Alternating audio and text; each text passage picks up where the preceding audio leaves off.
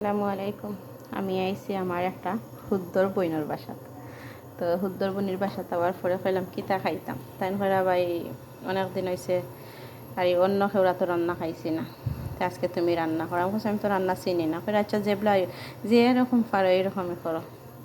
তো আমার আপুকে কইছেন 6টা ডিম সিদ্ধ দিতাম, 6টা ডিম সিদ্ধ দিছি। এখানে ভাত বসাইছি। আচ্ছা, তার মাঝে তায়নাতে দিয়ে গেছেন 2টা টমেটো, 3টা আলু, একটা মাসাল্লা বড় পেঁয়াজ, ধনিয়া পাতা। এখানে সব ধরনের মশলা রাখিয়া গেছেন। যেমন কইছেন আমি রান দিতাম, তো আমি তো রান্না চিনি না, তারপরেও কিলান রান দিলাম। আমি ইউটিউব তো না দেখে সত্যি যেটা রান দিম দেখি, রান্নার শেষে ফার্স্ট টাইম আমার তো রান্না আলু ডিম দিয়ে কীরকম হয়।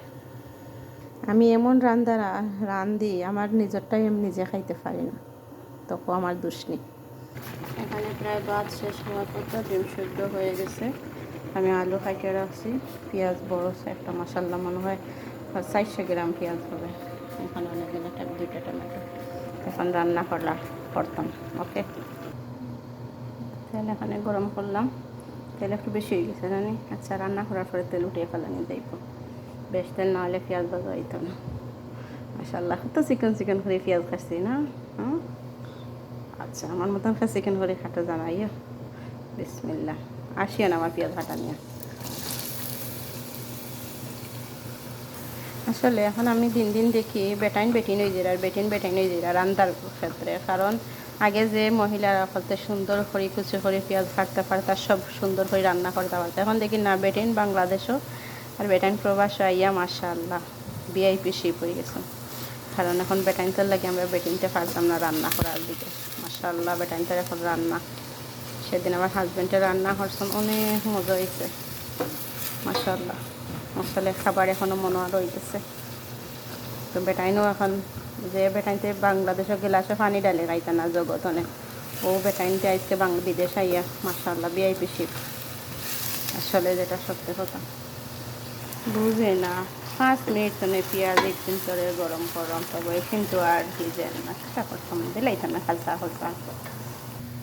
এখানে ডিমগুলা হালকা হলুদ আর লবণ দিয়ে বাজি করে নিলাম। আমার পেঁয়াজ মাশাআল্লাহ ভাজা হয়ে গেছে। আধা চামচ করে দিলাম, চামচটা তো ছোটো, আধা চামচ করে দিচ্ছি। সামান্য জিরার কাটিয়ে দিলাম, জিরা গুঁড়া, ধনিয়ার গুঁড়া। মাশাআল্লাহ মরিচ একটু বেশি দিছি, আমার আশা এখন মরিচ বেশি খাই। ওকে, কারণ বরিশালি রান্দা না, আমি সিলেটিয়া রান্ধিলাম, কিন্তু বরিশালি এখন মরিচ বেশি খাই লাগে, একটু মরিচ বাড়াইয়া দিলাম। একটা দিলাম ম্যাগি মশলা। মাশাআল্লাহ আমার মশলার কালার কারণ মজা না হইলে আমার দোষ না। হ্যাঁ, আমি তো সবটা ঠিক মতো দিয়েছি, ঠিক আছে না? যে খাইতে পারে না তার ব্যর্থতা। আমি খাইতে পারলে হয়েছে। একবার কথা আমি আমার নিজের রান্নাও খাই না, পেটের বুক লাগলে নিজেরটাও খাওয়া যায়, নিজে রান্ধি আজে ছাগলে খাওয়া যায়। ওকে, এখন কিতা দিতাম আলু বালা করে মশলা টানাইছি, তেল উপরে উঠলো। এখন বিসমিল্লাহ আমার দইয়া রাখা আলু গুনটা দিলাম।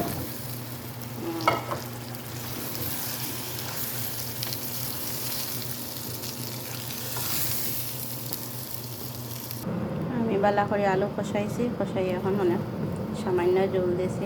ইনশাআল্লাহ আলু সিদ্ধ হওয়ার পরে ডিমগুলা বাজে আছে, ডিম দেখাইতে সরম করে দিয়ে আমরা ডিম এগুন ভাঙা হয়ে গেছে, এটাকে খাই দিয়েছে, এটাকে এখন তার ফাইন দিতাম, এর লাগে হে খাই দিয়েছে। আসলে স্টিল সত্যি যেটা স্টিল আমার কাছে ভালো লাগে না, দেখতে সুন্দর, স্টিলও রান দিতে আর ভালো লাগে না। স্টিলের ডেক যে বেয়াদব, বালা জিনিসে নষ্ট করে দিলে। এখন ঢাকনা দিয়ে রেখে দিই, 5 মিনিট পরে আইরা।